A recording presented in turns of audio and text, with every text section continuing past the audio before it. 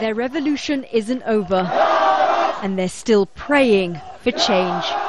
Tuesday's rally marked the fourth day of a mass sit-in, which has once again brought Tahrir Square to a standstill.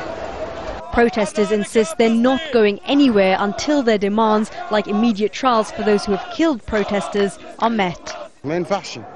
The authorities are just pacifying us. They should answer our demands so we all go back to our lives and the families of those who have been killed can have peace. The military started to use a very threatening tone, and the result is that we've lost trust in them and think the country deserves better. If the leaders would just come down to the street and ask us why we are demonstrating, then people would calm down. The government has been playing catch-up with the protesters' demands. Prime Minister Issam Sharaf saying he'll suspend police officers accused of killing protesters and reshuffle his cabinet within a week.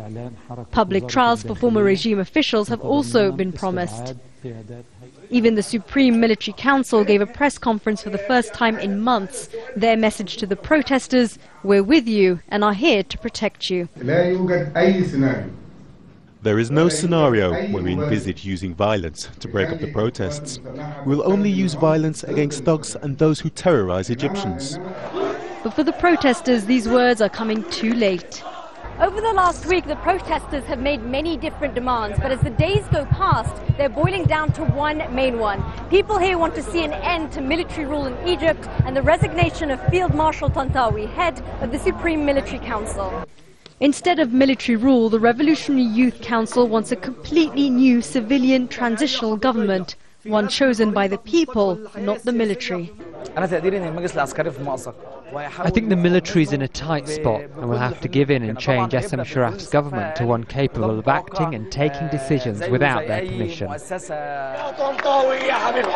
the demonstrations and sit-ins continue, Egypt is approaching a familiar phase, one where promised concessions will no longer suffice to stop a people intent on complete change.